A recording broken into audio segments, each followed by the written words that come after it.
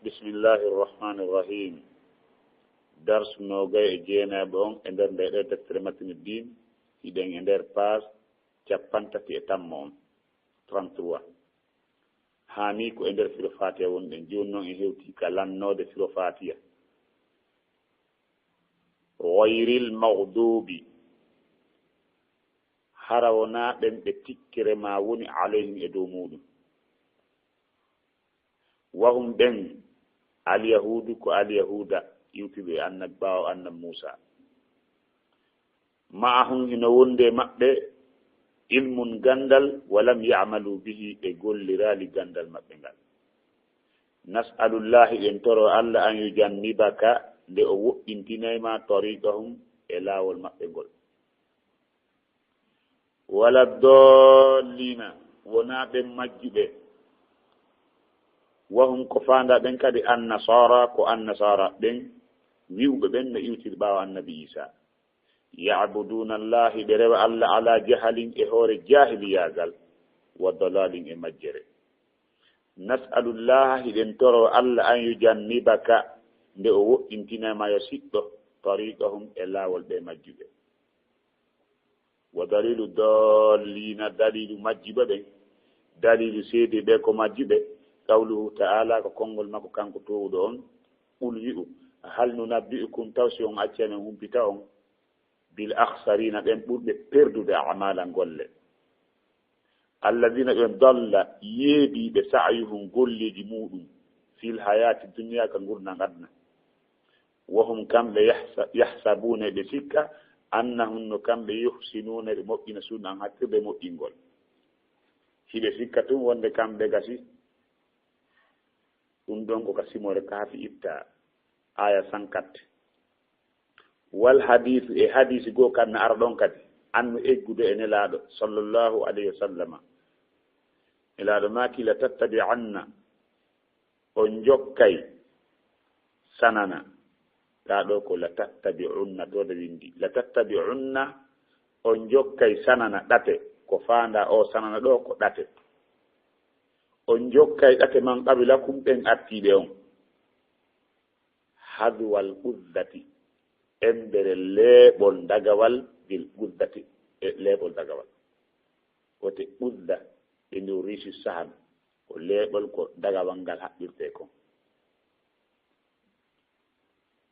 on jokkayɓe cuɓal taɓe tippi o nelaɗo maki hatta law dakhalu ha haysi ɓe naati juhura dabbi e ngayka yeendu la dakhaltumuhu onon kadi on naata e nder kanday ka yeendu on say gaala wonnoɗo on ɗon wi'i ya rasulallahi ko ayenelaɗo allah alyahudu ko alyahuda wannasara e annasara faandiɗa ɗum an laaɗo maki faman ko hombole si wona ɓen akhrajahu ko bukhari e muslim fibli oɗo hadis wal hadisu thani e hadis ɗimmo on kadi ara takko ɗon nelaɗo maki iftaraqatil yahudu al yahuda en senditike ala e hoore 71 firqatan pecce capanɗe jeɗɗi e go'o 71 waftaraqatin nasara annasara en senditike ala e hoore 72 firqatan pecce capanɗe jeɗɗi e ɗiɗi 72 wasa taftariqu hino fawi senditagol yani tawi fewno ɗon senditake fewno ne laaɗo tawno sahaba ɓen ko ɓe laawol gotol wasa taftariqu hino fawi senditagol hadihi l ummatu ɗeɗo mofte islam ala e hoore 73 firqatan pecce capanɗe jeɗɗi e tati 73 kulluha kala e ɗen pecce capanɗe jeɗɗi e tati fof finnaari ko ka yiite jahannama yaata illa si wona wahidatan fedde wotere pette allahu akbar ɓulna men wi'i man hiya ko honɓe woni nden ɗon fedde yahayɓe aljanna ya rasulallah yonelaaɗo allah menen ko ɓen min faala anndude annalaaɗo maaki man kana ko wonɗo wo laatiiɗo ala misli e hoore sifa ma ana alayhi konko woni e muɗum immorde e finde e golle moƴƴe wa sahaabi e wondiɓe am ɓen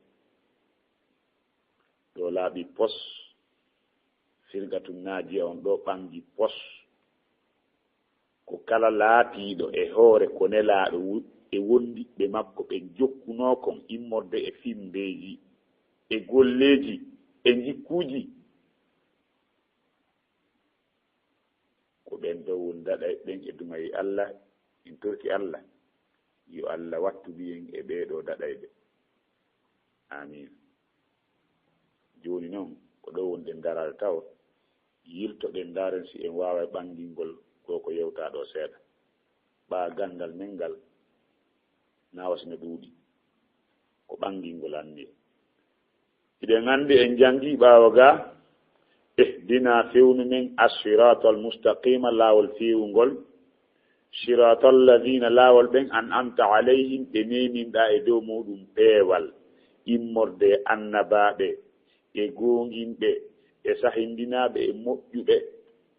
moƴƴiɓen ɗon noon wondaaɓe en torki Allah yo Allah fewnu en e laawol ɓen ɗon ngol jooni noon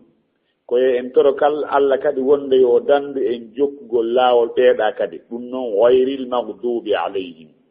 hara wonaa ɓen ɓe tikkirema an Allah woni e dow muɗum hara wonaa ɓen tikkanaaɓe wahum ko faandaa ɓen alyahudu ko alyahuda ma'ahum hino wonde maɓɓe ilmu gandal walam ya'malu bihi ɓe golliraali ngal ɗon gandal ko ila ɗon annduɓe laaɓi post wonde kala jannguɗo o huutoraali kala annduɗo ko Allah subahanahu wa ta'ala haɗi o ukki e mum kala annduɗo ko Allah subahanahu wa ta'ala yamiri o ronki huude foddetaaga hare o nandintinike alyahuda ɓen wahumul yahudu ma'ahum ilmu walam ya'malu bihi ko ɗo annduɗen kala jannguɗo mo huutoraali hare o nandintiniki e laawol makko ngol haysi o wi'i ko o julɗo seediiɗo alaa rete koyne Allah Muhammad koye laaɗo Allah wayril mawdubi alayhim hara wonaa ɓen ɓe tikkirema woni e mu'um wahum ɓen alyahud ma'ahum ilmum walam ya'malu bihi ko ɗum mo sikkiiɗo tun ko annasara tun ma ko alyahuda tun bujuɓe ɗum ton o sikki kanko o daɗii ɗum ara o annda ko jokki ara o faamaali o ɗo aya Allah torotaako en yo en yani afwa Allah dagi sarɗinantaako en yo en toro yo o dandu en tawa en hulanaaka e muɗum donc hiɗe rentina janngugo ronka huutorde kala jannguɗo o huutoraali hare o nandintinike alyahuda elo dange ko ɗum waɗi karama ko maaki nasalullahi ɗen toro Allah an yujannibaka nde o woɗɗintina e ma tariqa hum e laawol maɓɓe ngol janngugo ronka huutorde ko taƴaale wonande neɗɗo wala dollino wonaa ɓen majjiɓe wahum ko faanda ɓen annasara ko annasara ɓen yabuduna allahi ɗe hoore rewa Allah ala jahali ɗe hoore majjere koyete jahali e dalali fof ko majjere jahalin komo janngano few dalalin ko yiiɗo acciti ma mo yiyaade desaɗum ɗo fof ko gootum eyo ɗo kadi ɓangani en pos wonde kala rewuɗo si rewuɗo Allah kala juuluɗo kala salligiiɗo kala lootiiɗo longal kala juuluɗo kala hooruɗo kala mudduɗo kala zakkuɗo kala hajjuɗo kono tawi ko e hoore majjere e hoore o annda haray kankade o nantinike annasara la budda rewa Allah no Allah rewirte noon no nela rewirno noon a anndi kala neɗɗo rewɗo ko hina Allah o perdi kala neɗɗo rewɗo Allah o rewiɗi Allah e goɗɗum o perdi kala neɗɗo rewɗo Allah kono wonano Allah on sarƴiniri noon o perdi la budda rewa Allah rewa mo kanko tun kadi rewa no o sarƴiniri noon ɗum noon sariya Allah on andata ko ɓaawo gandal yo siɗɗo wahumun nasara ko ɓe woni annasaraɓe ɓen ya'buduna Allah ɓe rewa Allah ala jahalin e hoore jahiliyagal wa dalalin e majjere nas'alullahi en toro Allah an yujannibaka nde o woɗɗintinayma tariqahum e laawol maɓɓe ngol donc si tawi an a woni rewowo tun a tefata a ƴeewata ko honno Allah rewirte a reway tun no yiruɗa no goɗɗo no rewa a reway jooni ha yaha jahannama ara annda ko hokkiɗa. Donc haray toroɗen Allah subahana taala Allah hokki ilmu nafi gandal nafaygal ɗum ko gandal gollirangal Allah woɗɗite e laawol ɗeɗo ngol annasara e kala jekki nandinde maɓɓe wa dalilu dallin dalilu majjuɗo gawlu taala eyno ɗon ko ngalato ɗon ɓul yetede hal nabbiukum bil ahsani amala iɗo humpat e golle perdiɓe golle mum ɗen hal no nabbiukum taw si yomin humputu on yomin yeeta on bil ahsarina amalan ɓen ɓurɓe perdide golle mum alladina ɓen dalla yani daa yani batala ɓen bonuɓe majjuɓe yeediɓe sa'yum golle maɓɓe ɗin fof fi honto fil hayati duniya ko gurna ganna e hoore ɗum wahum kamɓe yahsabuna ɓe sikka annahum no kamɓe yuhsinɓe ɓe moƴƴina sunan hakkille moƴƴingol ɓe sikkude kamɓe gasi nokku ko alyahuda nokku ko annasara ɓe rewi yiɗi annabi sa ha ɓe waɗi moye reweteɗo ɓe rewi mo ɓe acci Allah ɓe sikkude lamni nokku ka heeɓi e yimɓe goo hannde sinci ɓe bidiyaji ukke kaɗo diina ɓe jokki ɗum ha ɓe felliti wonde kamɓe ko noon naɓata aljanna mo woopi ɗon hara yahi jahannama ɓe sikki ɗum tayle ko fayre e lawne ballo meɗen donc alladina ɓen dolla sa'yuhum fil hayat dunia ɓen majjimɓe golle muɗum e gurna ngadna wahum kamɓe yahsabuna ɓe sikka annahum no kamɓe yuhsinuna ɓe moƴƴinde sunan hakkille moƴƴingol sotul kaafi aya 104 wal hadith e hadisu andu yettude e nelaɗo kadi sallallah sallam nelaɗo maki la tattabi'unna wallahi on jokkay laamu ɓaawo jon ko laamu kasam laamu wondore la tattabi'unna wallahi on jokkay sanana o wi wo sabu poccal sinñiɗe mo toɓɓaka on ko wiyete ɗum ko tariq sanana ɗaɗɗata on jokkay laawol man qablakum attiɓe on ɓen ka ɓen rewi wo fo rewo hadwal quddati bil quddati embere leeɓol dagawal e leeɓol dagawal ma wiya cuɓal e cuɓal hatta law dakhalu ha haysi ɓe naati juhra dabbi e gayka yeedu la dakhaltumuhu onon kadi on naatay kala ko ɓe waɗi on waɗa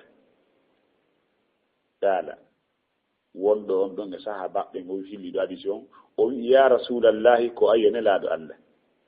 ene ɓeɓe min jokkata ɗo alyahudu wan nasara ko alyahuda e annasara noon tan laaɗo maki faman ko hombole si wona ɓen hande ko honto fewndi ɗen kala ko ɓen waɗi enen kadi yiyay ko ɗum waɗete alyahuda ɓe fewƴittini e ɓewre hande ha yahi ha hande worɓe watti jommidirde ɗum kadi fof kiti hay hella ka men kala ko ɓe waɗi enen kadi wiyen ko ɗum si ɓe yuppi tuuɓeɗe ɗen payle men ɗen yuppa si rew maɓɓe ɓen ɓortike e rew men ɓen ɓorto si jiw maɓɓe ɓen wattike pantalon ɗiɗiɓe waɗen watto pantalon si ɓe yini yimen si ɓe ami amen kala ko ɓe waɗi ko ɗum waɗete ɗum waɗete an yaali ko ɗum ɓeya kadi waɗi wo ɓeya no wadde anniversaire annabi Isa etc kamɓe kadi o waɗa anniversaire nelaɗo ayi koɓe waɗi won nelaɗo ko humpitino kon ɗo yani koɓe faandori ɗum ɗo ko haɗugol ɗen kono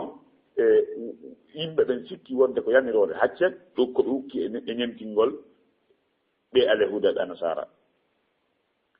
la tattabi'unna on jokkay sanana ɗate man qablakum attiɓe on ɓen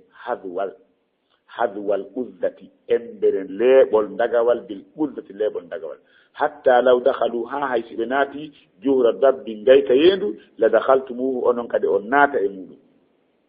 qala ya rasulullahi alyahudu wannasara ko alyahudu annasara kan laada maki faman ko hombole akhrajahu ko boukhari e muslim finde addition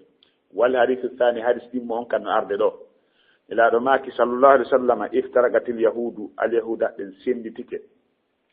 ala e hoore 71 firqatan fetti 70 ɗum ɗon tawi waɗi gas firdeji maɓɓe religion ji maɓɓe no senditi ha 70 waftaragatin nasara annasara ɓen kadi senditike ala e hoore 2 ɗiɗi wa sab'ina e capanɗe jeɗɗi a capanɗe jeɗɗe ɗiɗi firqa tan pecce alleluya mi anda on évangile kon karan kirete yagal ngal kam yahi ha ɗin ɗon feddeji nelaɗo maaki sallllahu alayhi wa sallama wasa taftariɓu hino fawi senditagol hadihi l ummatu ɗeɗo mofte ndaaru ɓe maakiɗa iftaraka ɗon hari senditike kono ɗo ɓe maaki wasa hino fawi wasa taftariɓu hino fawi senditagol hadihi l ummatu ɗeɗo mofte fewtayɓe makka ɓen juula wiwɓe ɓen ko allah reweteɗo maɓɓe ko mouhammadou nelaɗo maɓɓe on ɓe senditoto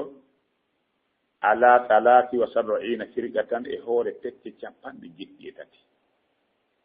kulluha kala maɓɓe finnaari ko ka yiite yaata illa wahidatan si wona fedde wotere allahu akbar siko an wonnoɗon tun alandoto noon ko honde honde fedde honde noon ɓulna sahabaɓe wi min wiɗi man hiya ko homɓe woni nden ɗon fedde daɗayde ya rasulallah yenelaɗo allah min eto min iwtira ɓaawa maɓɓe kisan ɗanlaɗo maki man ko wonɗo wo pullowo kaaɗowo sosowo maninkawo français jo arabujo o man wonɗo wo kana laatiɗo ala misili e hoore sifa ma ana alayhi konko mo woni e hoore mum washaɓe wondiɗɗam ɓen ɗo on laaɓi ɗo laaɓi woni few so yii ɗi feddeji ɗuuɗi sa hawrodiri e ɓeeɗa ɓen yinnama kala ko jokki konko hina ɗon wiye ko fenande sa hawrodiri ɓe jikkirigi janɗinɗa ɓen wiya sa wirdaki ɗon haare an a perdi wirdi ɓen tu yatal janna siko siya ɓen yiruɗa ɓen wiya katiji kamɓe ko ɓe jokki kon gongan ko ɗo woni kamɓe woni hijibullahi no hulɓini ha ɗo noon nelaɗo laɓɓinani en ɗo pos ko ɗo kisan waɗɗi en ɗaɓɓutugol sunna nelaɗo allah on iwtira ɓaawa muɗum hara ko ka findeji e ka golleji e ka jikkuji e ka gollodire la budda ñentinen nelaɗo siɗen faala malal kanko e wondiɓe makko ɓen yalla subahana taala newnan en ñentingol mo ngol harayno woodi o hadisa ɗo ko fira buy kono enen en ala gandal yannigol ɗum ɗon fof en wawi yiltade on wowirno noon allah hawde sawaba bisimillahi rahmani rahim gayril magdubi alayhim hara wona ɓen ɓe tikkirama woni e dow muɗum wahum ɓen alyahudu ko alyahuda ma'ahum hino wondi e maɓɓe ilmun gandal walam ya'malu bihi ɓe gollirani gandal ngal nas'alullaha hiɗen toro allah an yujannibaka nde o woɗɗintinayma tariqahum e laawol maɓɓe ngol wala dallina wona ɓe majjuɓe wahum ɓen annasara ko annasara ɓen ya'buduna allaha hiɓe rewa allah ala jahalin e hoore jahiliyagal wa dalalin e majjere nas'alullaha hiɗen toro allah an yujannibaka nde o woɗɗintinayma tariqahum e laawol maɓɓe ngol wa dalilu dallina dalilu majjuɓe ɓen qawluhu ta'ala ko konngol makko kanko towɗo on qul wi'u hal nunabbi'ukum tawsiyo men humputu on bil akhsarina ɓen perdinɓe a'malan golleji mu'um alladina ɓen dalla majjuɓe yani yeeɓuɓe yani bonnuɓe sa'yuhum golleji mu'um fil hayati duniya ka gurnan aduna wahum kamɓe yahsabuna hiɓe sikka annahum no kamɓe yuhsinuna hiɓe moƴƴina sun'an hattirde moƴƴingol ma golle. Wal hadithu e hadithu anhu ƴettude e nelaɗo sallallahu alayhi wa sallam yo Allah juulu e makko hisinamo la tattabi'unna wallahi on jokkay sanana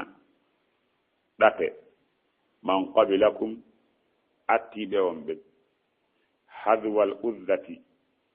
embere cuɓal ma leeɓol dagawal bil uzzati leeɓol dagawal ɗan ɗum no feppodiri ka leeɓi ɗin sa walɗin dagage ɗin nokkugol taway leeɓi mum ɗin ɓoggol mum ngol no feppodiri no jogodiri netti ko ɗum ɗum wayi ko hakke ko hawrodirten e maɓɓe ko ɗum fanda ɗum hatta law dakhalu ha haysi ɓe naati juhura dabbi e ngayka yeendu wala ko wiyete yeendu ko kullum ɓurure tufay kum leydi ndin naata nder to wiyete yeendu ngayka yeendu kullu wondu kum e suɗum woɓɓe no wiya ɗum donc haysi ɓe naati e ngayka yeendu la dakhaltumuhu onon kadi on naata e nder ton qaala o wi'i ya rasulallahi ko ayyo nelaaɗo Allah alyahudu ko alyahuda wannasara e annasara noon ko allaaɗo maaki faman ko hombole si wonaa ɓen akhrajahu ko Bukhari e Muslim filli hadis on wal hadithu thani hadis ɗimmo on nelaaɗo maaki iftaraqatil yahudu alyahuda ɓen sennitike ala e hoore 71 firqatan pecce 70 waftaraqatin nasara annasara kadi sennitike ala 72 firqatan e hoore pecce 72 wasataftariqu hino fawi sennitagol hadihi l ummatu ɓeɗo mofte l'islam ala 73 firqatan e hoore pecce 73 kulluha kala e ɗin feddeji ɗon finnar ko ka yiite yaata illa wahidatan si wona fedde wotere qulna men wi'i man hiya ko homɓe woni nden ɗon fedde ya rasulallahi yo nelaaɗo Allah galnaɗo maaki man kana ko on laatiɗo ala misili e hoore sifa